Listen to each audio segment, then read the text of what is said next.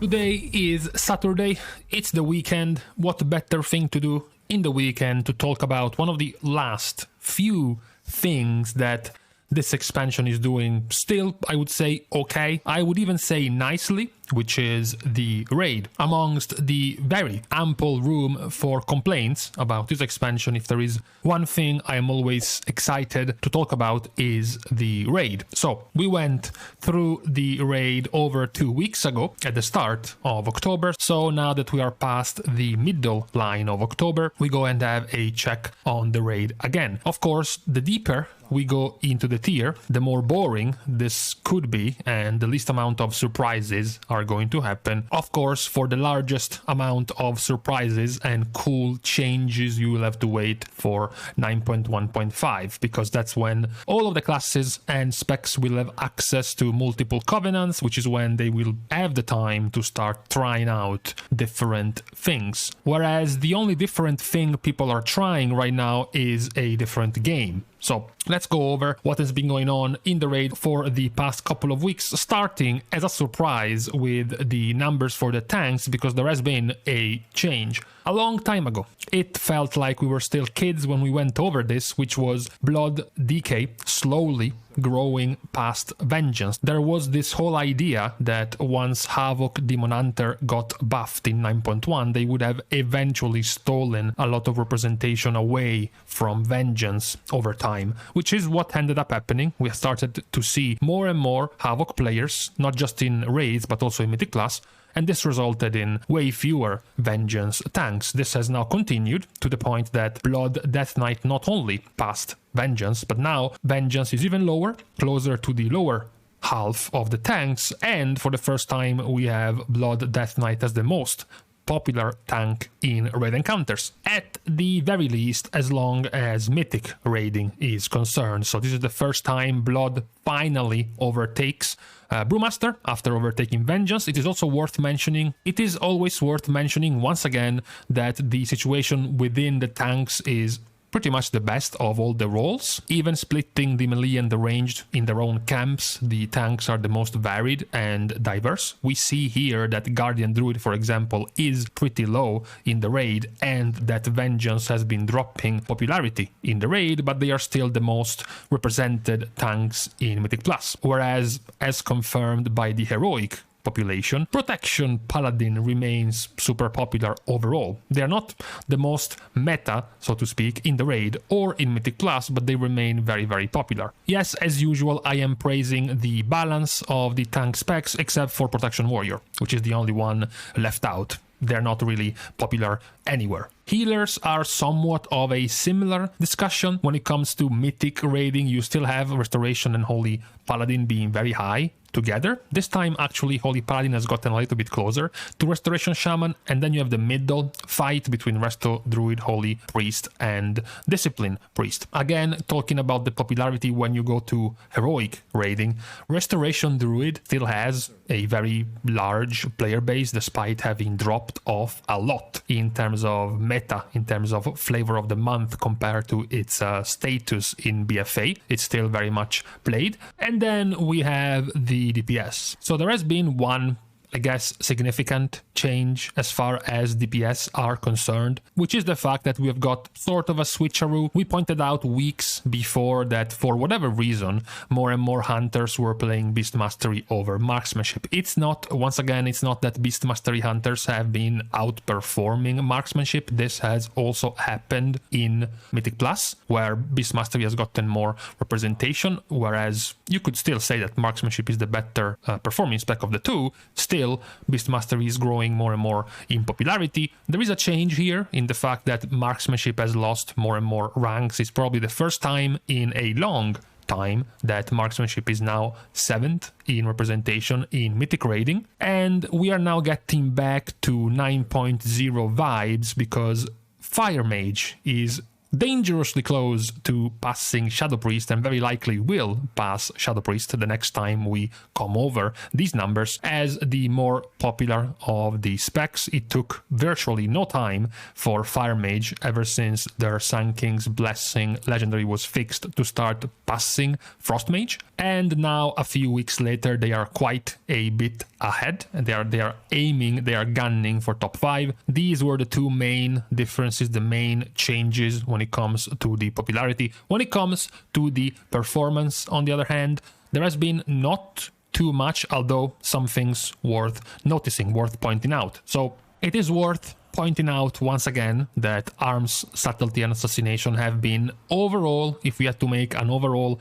list since the start of the raid, they have been the better performing specs throughout all of the bosses. Balanced Druid again continues rising. They have started very slow in this tier, mostly due to the fact that more and more druids were moving over to Ventir, whereas still quite a decent amount of Balanced Druid decided to remain Night Fae. It took a little bit more time to go over Ventir, and then Ventir takes a little bit more time getting used to compared to the playstyle of Night Fae. But now that we have gone through far enough into the tier, Balanced Druid has broken into the top 4. It looks like they might be able to breach the top 3 eventually. We still have, despite Balanced Druid making it out there, as usual, as mentioned multiple times, mostly a higher representation of melee DPS at the top of the performances. There is Balanced Druid and there is Demonology Warlock. Those have been the two ranged specs that have made it into the top 10 reliably and consistently in the past few weeks. There have been usually the addition of the Affliction Warlock or perhaps the Elemental Shaman making it in there at the last few spots, and then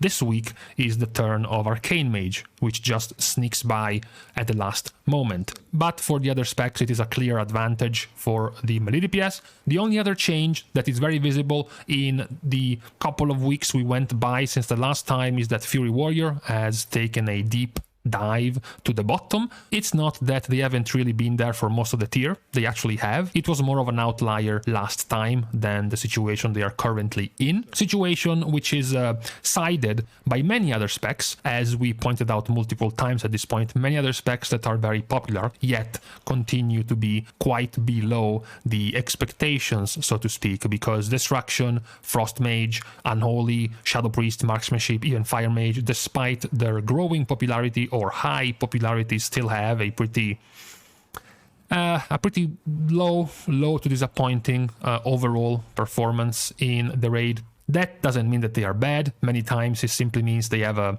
pretty unique, a pretty focused type of damage profile, which can work very well on certain bosses but play out pretty badly on several others, which means the overall logs are not going to look that impressive.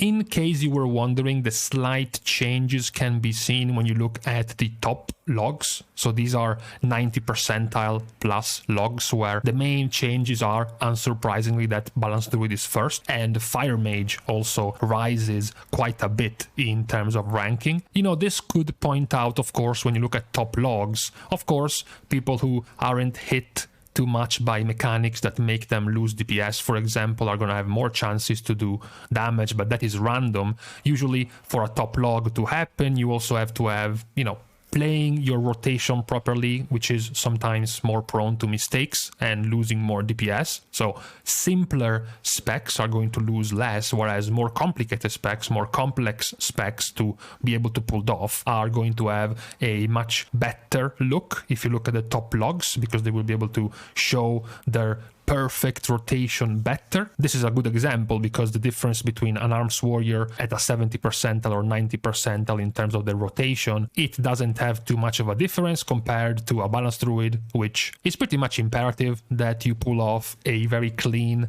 and min-maxed Ventir cooldown for having a good log as a Balanced Druid, for example. Now stopping by for a couple of seconds to still remind everyone which are the specs that are bound to die the most. These are our specs. All players, all logs, we're talking about in the millions here, the millions of logs here. These are all of the specs and their chances to die, no matter if it's a wipe or if it's a kill. So all of the tries combined, these are their chances chances to die. As usual, what I want to see here is rogue specs being the lowest, given their amount of survivability. Also, fire should be very low, given its cheat death, its cauterize. Tanks are also usually pretty low.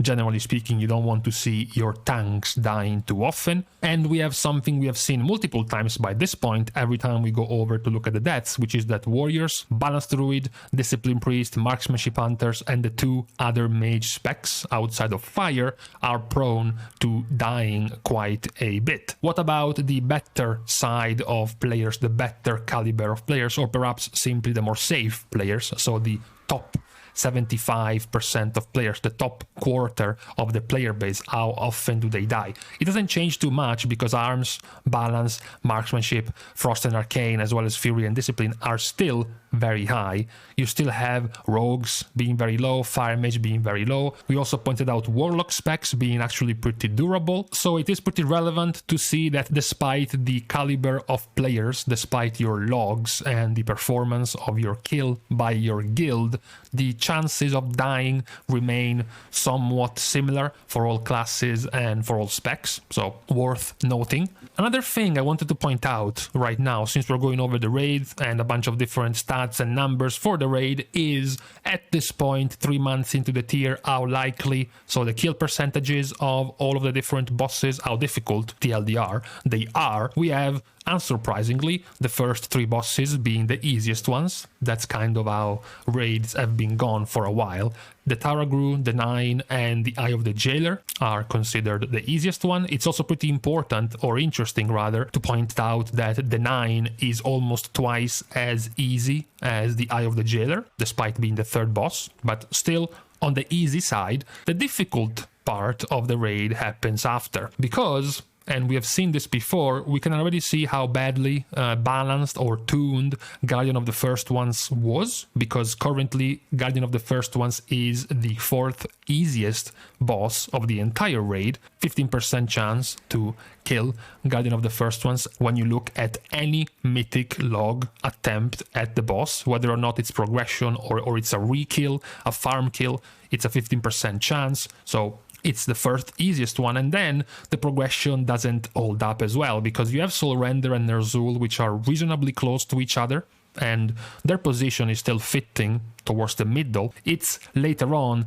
that gets sort of wonky, because you have Kel'Thuzad and Fate Scribe far, and I mean far above Painsmith. This was, the funny thing when you looked at this the first time, which is the fact that Painsmith is easily the second hardest boss of the tier, only above, of course, Sylvanas. And even then, it's pretty impressive because it's not that far away. Technically speaking, Painsmith is closer to Sylvanas in difficulty than it is to Fate Scribe or KT even. I also wanted to go over a similar point I have heard recently about the raid as a whole. Talks about the difficulty of the raid as well as the reclearing fun of the raid. Certain bosses not being as simple during reclear, or perhaps not being made more trivial when you're reclearing, and the raid somehow or somewhat being worse than previous raids. So I'm like, okay, let's compare how easy the current bosses have been compared to Castle Nathria, and even compared to Nyalotha, as well as how easy they have become over time. So basically, is it true that this raid is particularly hard or particularly tedious and unfun to reclear, for example? So this is the progression you have of the kill chance of the bosses over time. From the start of August to now, the last 2.5 months, you see that unsurprisingly, Taragru, the Nine, and Eye of the Jailer are higher than the rest. And then you have a very straightforward set of lines. So these bosses are effectively not becoming too much easier over time. You would have expected, that in 2.5 months, for example, a line like the purple one, which is Guardian of the First Ones, would have kept growing. You get more gear, you get stronger over time, it becomes easier to take down the boss. Instead, it has remained around the 15% chance for quite a while. Same goes for the harder bosses at the bottom. We have just looked at their percentages between 7-ish to 2% for a long time,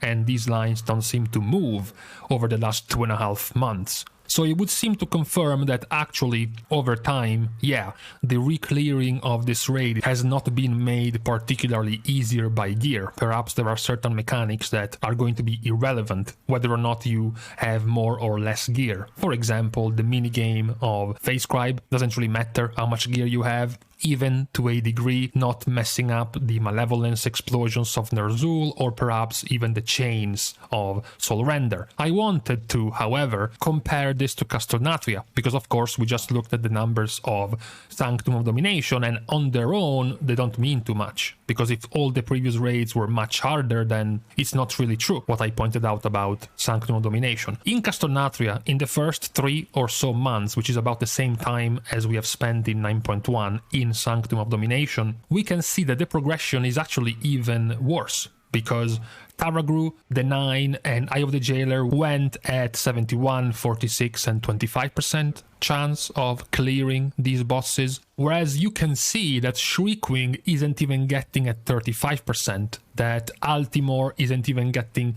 past 32%, and that Hungering Destroyer is not even above 18%. What's worse is the harder bosses. Down at the bottom you see the lines of Council of Blood, of the Denatrius, of Stone Legion and of Sludge Fist.